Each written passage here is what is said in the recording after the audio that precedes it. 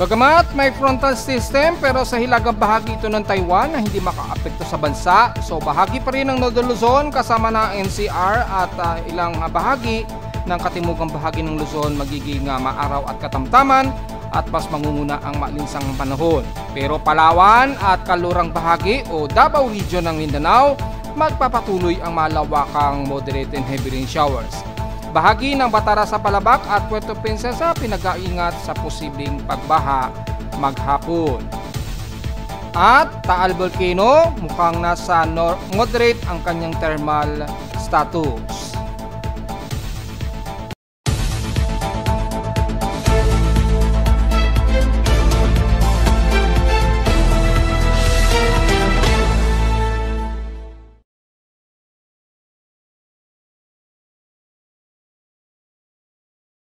Hello, good morning mga folks. Welcome po muli sa ating Daily Weather Bulletin at Analysis para sa araw ng Lunes, May 19, 2025. Ang oras nating prospect may maga ay alas 10:34 na ng umaga. Patuloy na magiging katamtaman at mas maalinsangan naman sa extreme Northern Luzon at bahagi ng Central Luzon dahil wala namang umaabot dyan na frontal system na kasalukuyang umiiral ngayon sa may bandang China at Northern Taiwan. Kaya mas nakakaranas sila ng malawakang ulan at mas very cloudy ang magiging paligid.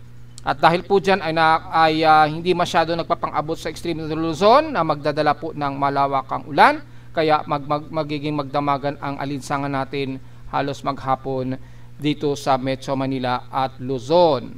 So sa lightning detection system ay may at least meron kaming mga 8 lightning strikes ang aktibo sa aking lightning detection system at makikita sa mapa ay bahagi ng kanluran ng Northern Luzon sa baybayin ng Ilocos Region at malamang within 2 hours po ang effectivity nito. At since hindi naman masyado inuulan dyan at mostly maaraw ngayong umaga dyan at i-report na natin yan sa ating forecast ng ating rainfall forecast na typically magiging mas maaraw at katamtaman ang lagay ng panahon sa buong bahagi ng Northern Luzon hanggang bandang Bicol Region ngayong araw.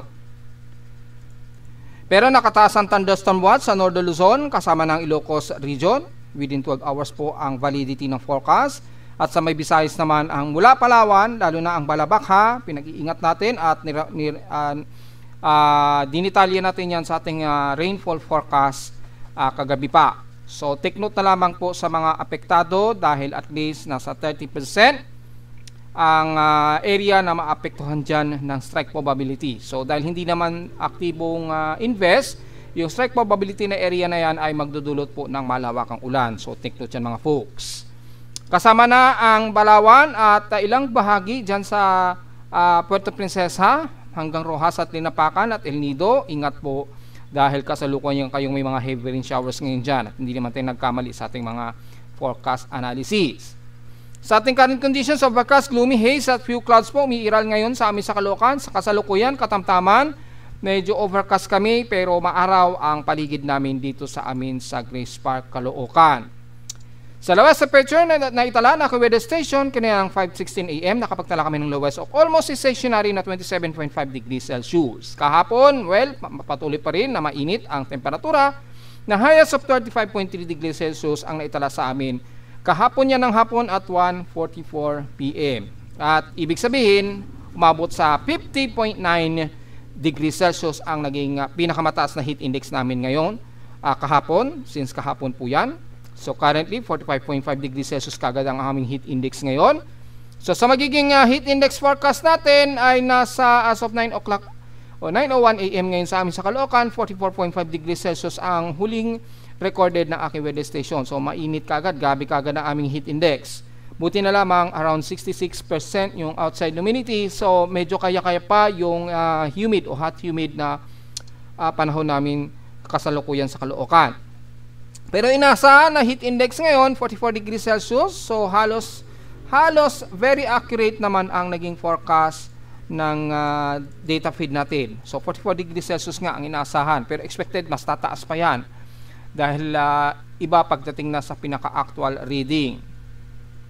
So expected aabot pa raw yan ng pinakamataas 48 degrees Celsius amin sa Caloocan, mamayang alauna hanggang alas 2 ng hapon 48 degrees Celsius daw ang expected na heat index sa amin sa Caloocan. So mataas. Kung titingnan naman natin sa mga selected areas sa iba't ibang panig ng bansa, na most areas na pinipili natin ay sa Ilocos Norte ay 42 degrees Celsius ay nasahang extreme caution na heat index, pero mas tataas pa yan hanggang 43 degrees Celsius at mukhang yun na ang magiging pinamataas ninyo mamayang alas 12 ng tanghali. Dire-diretso na yan hanggang mamayang alas 4 ng hapon. Sa bandang Tugigaraw naman ay inaasahang heat index 40 degrees Celsius po ang pinakamataas ngayong umaga. So 40 degrees Celsius, pero inaasahang aabot pa yan hanggang 46 degrees Celsius mamayang alas 3 ng hapon po yan. So wag masyadong magbibilad, matuloy-tuloy pa rin tayo magiging maalinsangan maghapon. Dito naman sa may bandang Santiago, Isabela, expected heat index sa inyo ngayon dyan 38 degrees Celsius, medyo mababa bagamat extreme caution, pero tataas pa yan hanggang 44 degrees Celsius mamayang alas 2 hanggang alas 4 ng hapon. Pinakamataas na daw ninyo na forecast na aabutin ng 44 degrees Celsius sa inyo dyan sa Santiago. Sa may bandang Dagupan naman, Pangasinan ay 42 degrees Celsius expected heat index ngayong umaga sa inyo dyan, pero aabot pa yan sa pinakamataas na 47 degrees Celsius mamayang alas 2 daw ng hapon. So wag din magbibilad. Expected ang grabe ang alinsangan. Sa Batangas City naman ay naasahan ang heat index sa inyo 43 degrees Celsius danger, at tataas pa yan hanggang 46 degrees Celsius ngayong 12 o'clock ng tanghali, tuloy-tuloy yan hanggang alas 2 ng hapon. At sa bahagi naman ng San Jose, Occidental Mindoro, expected heat index sa inyo dyan aabot ng 44 degrees Celsius, pero mas tataas pa yan hanggang 47 degrees Celsius mamayang alauna hanggang alas 2 daw ng hapon. So kaya na ating inaasahan ay hindi masyado matindi ang magiging gloomy sa paligid na yan hanggang South Luzon, maliban na lamang sa Palawan area. Sa bahagi naman ng Cebu City, Central Visayas, well, naasahan 44 degrees Celsius po ang expected heat index sa inyo dyan, pero aabutin pa sa hindi pa pala nag-load, 38 degrees Celsius lang, tagal pala siya nag-load. 38 degrees Celsius pala ang heat index ninyo. Akala ko sa Cebu yan, ang tagal mag-load. Yung pala San Jose Occidental Mindoro pa rin pala yun. So 38 degrees Celsius ang expected highest heat index ngayon ninyo dyan sa umaga sa Cebu, at inasang aabot pa yan ng pinakamataas hanggang 41 degrees Celsius ngayong tanghali, 12 o'clock hanggang alauna yan ng hapon. So pasok pa rin sa extreme caution na matinding init pandaman ninyo. At sa may Mindanao naman, sa may bandang Davao City, expected heat index sa inyo ngayon dyan 36 degrees Celsius, mababa, pero extreme caution pa rin. Aabot pa yan sa mas mataas na 37 degrees Celsius ngayong 11 o'clock, diretso yan hanggang 1 o'clock PM. So sa extreme caution pa rin ang inyong heat index despite na hindi naman umabot ng 40 degrees Celsius. At sa Zamboanga City ay expected 33 degrees Celsius ang inyong extreme caution heat index. Aabot pa yan sa pinakamataas na 34 degrees Celsius mamayang 11 hanggang alas 12 na yan ng tanghali. So mukhang magiging tuloy-tuloy na mababa ang heat index sa inyo, o hindi aabot ng 14 degrees Celsius ng within 7 days sa Zamboanga Peninsula, base sa ating track graph na magiging heat index ninyo this whole week. Makikita ang mababa ang inyong heat index hanggang May 25 na po yan. So kung babalikan naman natin sa computed na heat index kahapon ni Pag-asa, ang nangunguna sa may pinakamataas, may nakita tayong 46 degrees Celsius. So nangunguna 46 degrees Celsius sa Paricagayan po, 46 degrees po yan. At kasunod na may 45 degrees Celsius sa may Dagupan, Pangasinan. Well, typically ganyan katataas yan. At sumunod na ang may tig 44 degrees Celsius na mula Lawag, Ilocos Norte, all the way hanggang Palawan, at yun, hanggang Palawan, at yun lang, mukhang yun lang, ang dalawa lamang ang may nakikita tayo na 44 degrees Celsius na highest heat index so far sa computation niya ni Pag-asa, ha? Hindi yan sa automatic weather stations data nila, dahil iba yung data ni Pag-asa sa kanilang automatic weather stations kumpara sa minamano-mano nilang computation. Pero ganun pa man, ay official naman pareho yan, dahil data mismo yan ni Pag-asa, ay manatili pa rin mataas ang temperatura. Lumalabas po yan, ganyan katataas ang temperatura sa mga areas na computation nila, maging sa automatic weather stations. At kung titingnan nga natin yung kasalukuyang high heat index, dito sa may bandang Leyte ang pinakamataas ngayon na heat index so far. Pero base dito ay hindi pa umaabot ng 45 degrees Celsius. Yun, yung kasalukuyang highest heat index sa automatic weather stations. Samantala, kung itatabi naman sa PX Extremes in past 24 hours, ang Tuguegarao ang may pinakamataas na temperatura. Air temperature ito na 37.6 degrees Celsius, na grabing init. At sa Baguio City naman, almost stationary at 17.6 degrees Celsius. At sa Inulan ang Dipolog na may 33 mm na total rainfall. Well, as usual, at naibanggit na rin natin sa forecast, ay napakababa lamang ang tsansa ng inulan sa amin sa Caloocan, kaya wala kaming recorded rainfall since kahapon. Sa ating outside humidity, medyo drier tayo ng bahagya, 66%, kaya medyo nakakayanan ng katawan natin yung grabing hot humid, pero matindi ang temperatura. Dahil mararamdaman natin sa mga paa natin yung parang init, grabe yung alinsangan. Ang kagandahan lamang nito ay hindi o mababa lamang ang saturation ng humidity. 66% lamang. So medyo mabilis matutuyan tayo ng pawis nito. So ma-perspire po o medyo maku-cool down kagad ng katawan natin yung pawis kapag medyo drier ang ating paligid.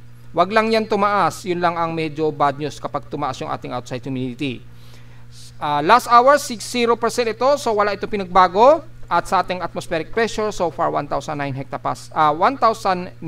hectopascals ang ating atmospheric pressure. So medyo alanganin pa sa thunderstormy at sa overcast ang panahon natin base sa reading ng aking barometric pressure. Sa high tide and low tide status, moderate pa po to high tide. May mahigit 1 oras pa po tayo bago maximum high tide o mataas na sea level.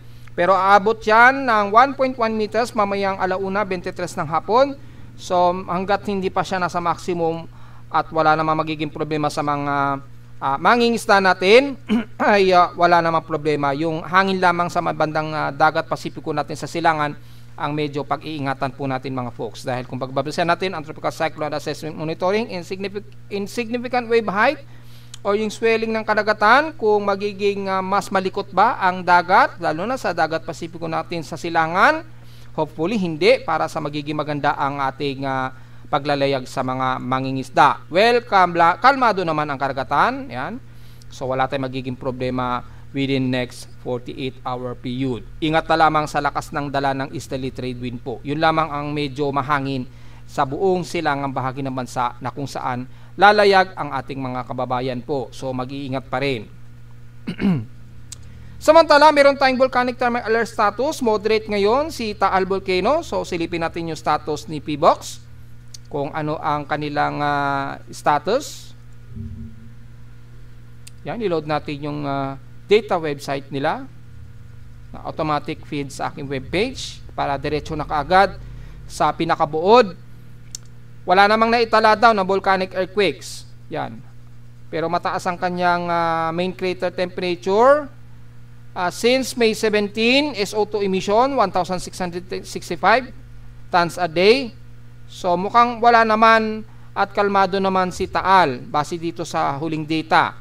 Pero meron at least 10 megawatts variable radiated power yung crater niya. So mukhang mainit yung pinakabunganga niya at may na-detect na fire warning centroid na 319 Kelvin ang kanyang brightness. So sa mga official natin sa PBOX, medyo silipin ninyo yung pinaka-crater, baka nagkakaroon ng pagtaas o magmatic intrusion sa pinakabunganga.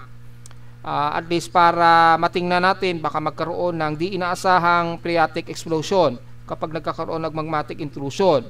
Baka sumalubong na naman yan sa tubig sa ibabaw, magdudulot ng biglaan phreatic explosion. Bagamat normal, wala naman magiging problema. And the rest ng mga bulkan natin so far ay normal. At kung kamustahin natin yung status ni Canlaon, since si Canlaon ang mas unrest ngayon, na category 3 ang antas niya, mayroong 8 volcanic earthquakes po ang naitala, and since kahapon merong naitalang 852 tons a day na SO2 emission. So medyo may plumes na 50 meters ang taas. Bagamat mahina, wala raw patid ng pagsingaw ito, yung tuloy-tuloy na pagbuga niya. So at least nakakasingaw siya at least medyo yun na rin ang maganda sa kanya. Wag lang naiipon para maiwasan ang biglaang pag-alburuto niya.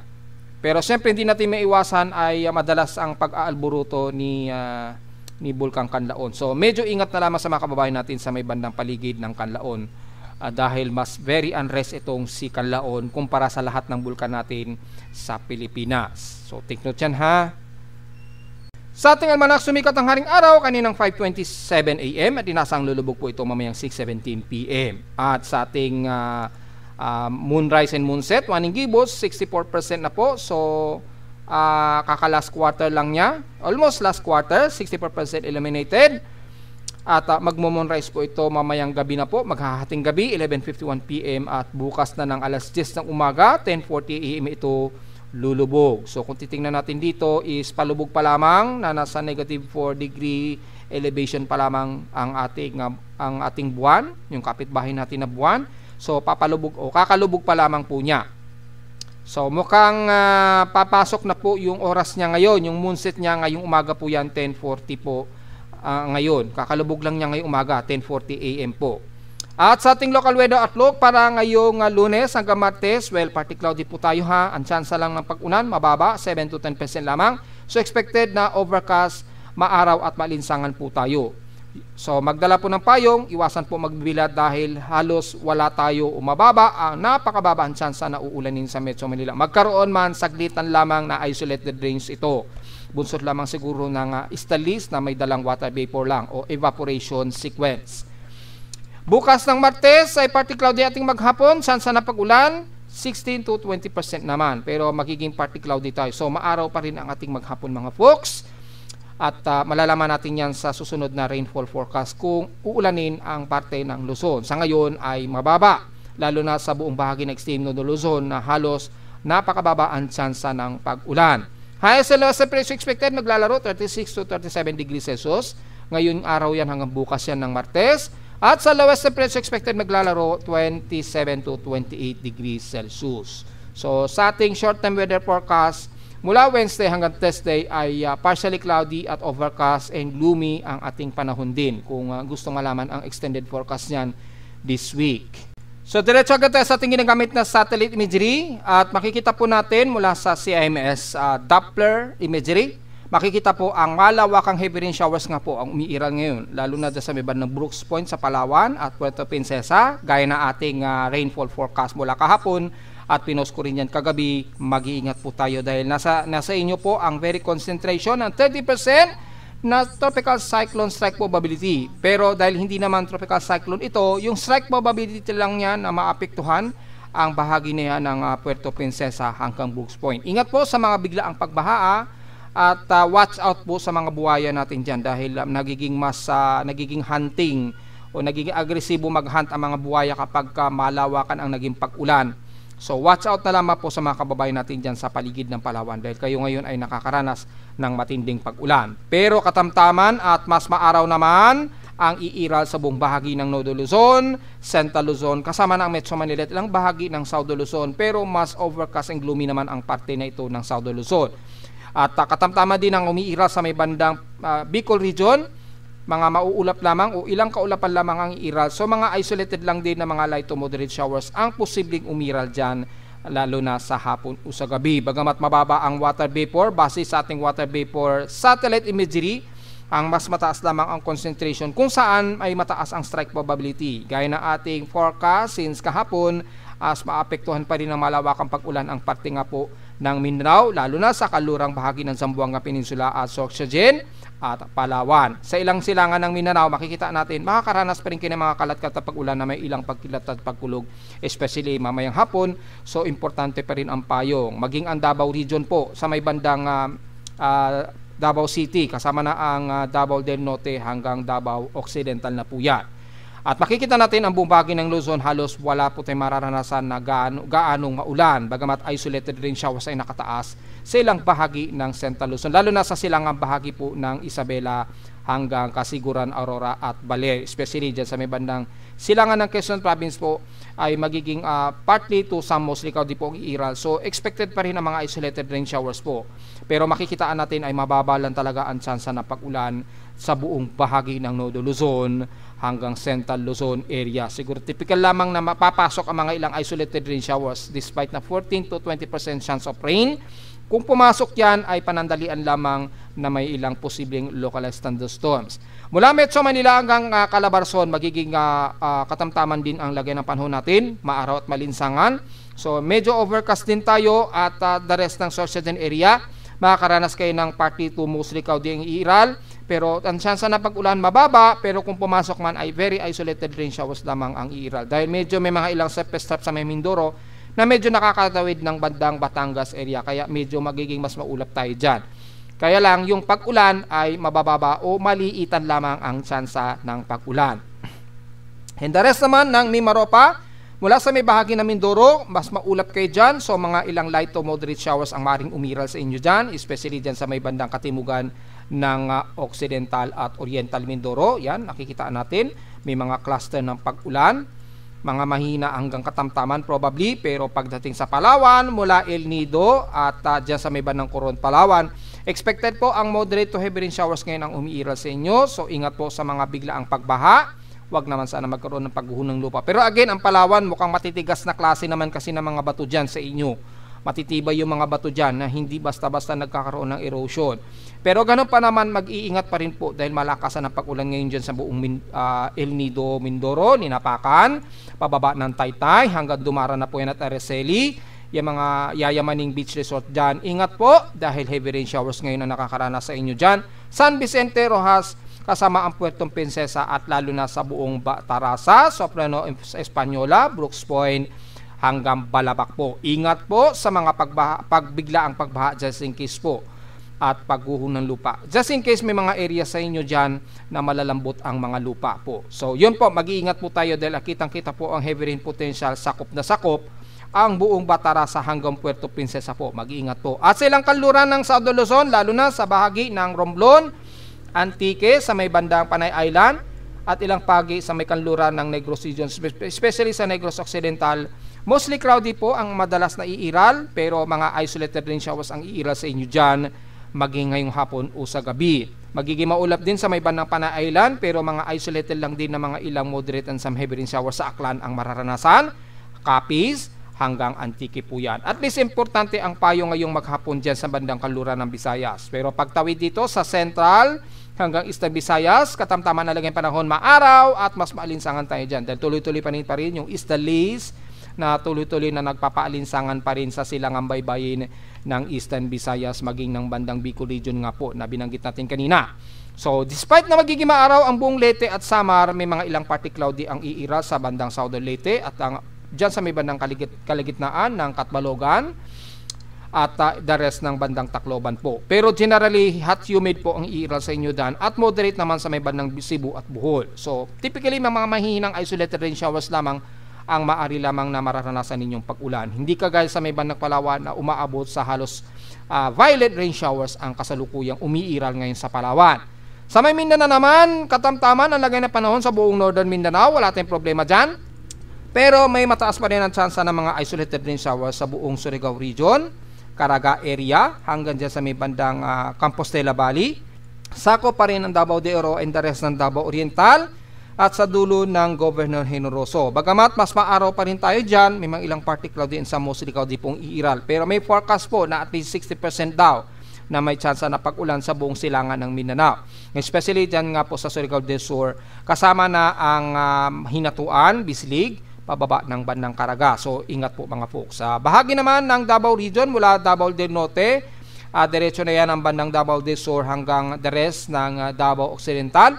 Mas maulap kayo dyan, asahan ang mga ilang light to moderate showers and clusterized heavy rain showers dahil pa rin sa embedded ng Intertropical Convergence Zone na nag-accumulate pa rin sa katimugang bahagi ng Mindanao. So patuloy pa rin kayo na makakaranas ng mga kalat-kalat na may pag-ulan, na may pagkidlat at pagkulog ngayong maghapon na to at this week po. So take note na lamang po yan, mas mataas ang chances ng forecast ng uulanin sa area ng Mindanao. Maulap din ang buong bahagi ng Mindanao del Norte, Maguindanao del Norte rather, kasama na ang North Cotabato hanggang Lanao del Sur. Expected din ng mga isolated rain showers and localized thunderstorms maghapon. Maulap din at asahan din ng mga kalat-kata pag-ulan at may pagkilat at pagkulog sa buong bahagi ng Zamboanga del Norte, Sibugay at Zamboanga del Sur. Maulap din at asahan din ang mga ilang moderate and some heavy rain showers sa Zamboanga City, patawid na yan ng isla ng Basilan na Tulo-Sulo. So generally, mas gloomy ang bahagi ng Mindanao, especially sa katimugang bahagi ng Davao Region, at kalat-kalat po ang moderate and some heavy rain showers natin dyan. At base sa forecast na rin natin na report kagabi ay mataas pa rin. Pero dito sa may bandang silangan ng Mindanao, at least mababa na sa 10% to 20% na lamang yung strike probability na mas maapektuhan ang buong Mindanao. Kumpara sa may bandang Palawan na umaabot ng 30% yung tropical cyclone strike probability na maapektuhan at nararanasan ngayon ng mga taga Palawan. At dahil wala naman tayong minamataan na ano pa rin sama ng panahon, mostly mga surface trap lamang at strike probability ng surface trap embedded ang intertropical convergence zone ang most ng katimugang bahagi ng Mindanao, especially Davao Region at Palawan, ay makikita natin sa ating West Pacific Basin. Medyo may maliit na cluster dito sa may bandang southeast ng Guam na mayroong anomaly tayo dito, may probability o possible tropical cyclone formation, pero napakaliit na cluster ito, pero pasok na ito sa at least 20%. Yan, tingnan natin in the next 24 hours kung yan ay mag-i-improve. Ngayong araw kasi nasa around 15% lamang yung probability niya. So hindi pa rin mai-consider lang. Nagkaroon lang kasi ng mga ilang cluster ng kaulapan dyan. Siguro kaya bumaba ang atmospheric pressure. Magdedepende pa rin yan sa horizontal at vertical wind shear kung magkakaroon ng Coriolis circulation. So within the next 24 hours malalaman natin. Sa ngayon medyo tumataas po yung kanyang anomaly in the next 24 hours base dito sa ating real-time tropical cyclone probability for analysis o monitoring. At yung kanyang convergence mataas sa may bandang Southern Mindanao, kaya mataas pa rin ang mga pag-ulan dyan sa may bandang Mindanao po, lalo na sa may bandang Davao Region at Zamboanga Peninsula. Ayan o, mataas po yung convergence. Medyo halos favorable na siya. Pero yung vorticity ay napakababa. So wala pong tsansa na magiging low pressure area yan. Napakaliit. Pero yung surface trap niya na at least may dalang malawakang ulan, umiiral ngayon sa may bandang southern part ng Mindanao. Mataas din yung kanyang horizontal anomaly. Yan, yung horizontal wind propagation. Pero walang upward low convection. Base na rin sa cyclonic probability niya. Napakababa rin. So napakaalanganin ng kanyang forecast na maging tropical cyclone base dyan. Pero sa ating global spectral model, tuloy-tuloy lamang ang easterly, so malawakan lamang ang kalat-katabag ulan sa iba't ibang panig naman sa ang iiral.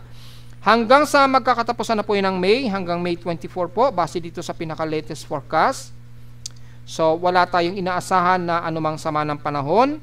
At kung titignan natin yung tropical cyclone strike probability, yung Genesis, makikita natin hanggang 20% lamang ang masaapektuhan. Pero kasalukuyan, within 72-hour period, nasa around 10% lamang na maapektuhan ang bahagi ng Davao Region, kasama na ang Sorsogon area. So, within 72 hours, maring magpang-abot po yan na aabot sa hanggang 20%.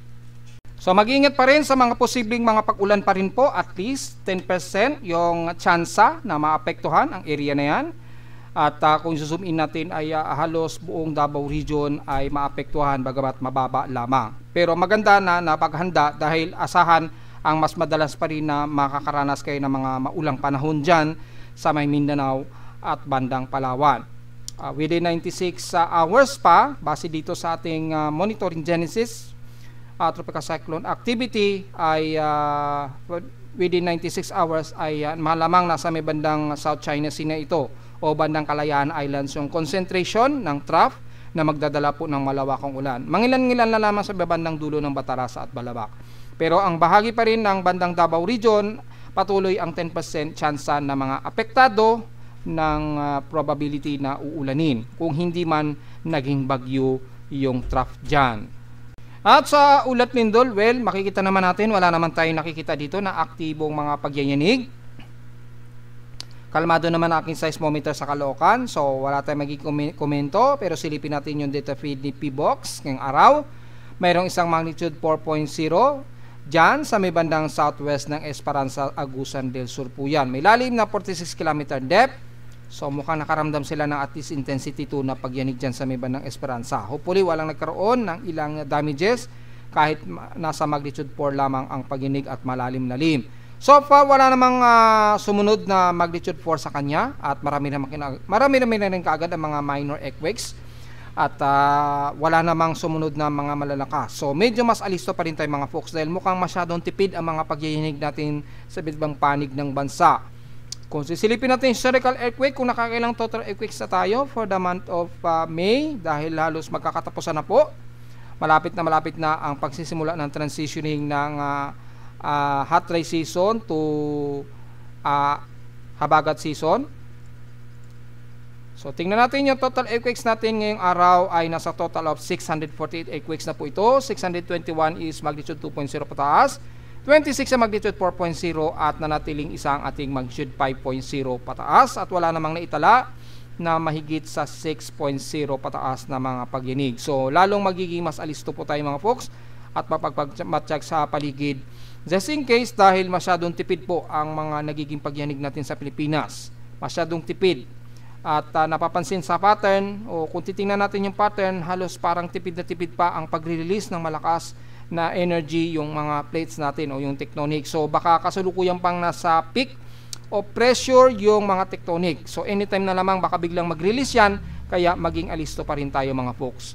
Huwag natin baliwalain na mas kakaunti ang mga paghinig, lalo tayong dapat maging alisto at maingat sa paligid natin just in case biglang magkaroon ng malakas na paghinig. Pero sa ngayon, wala tayong magiging komento dahil wala pa naman tayo na itatala na kahit isang magnitude 6 pa. At narito naman ating 3-day weather forecast para sa araw ng Lunes, May 19, 2025.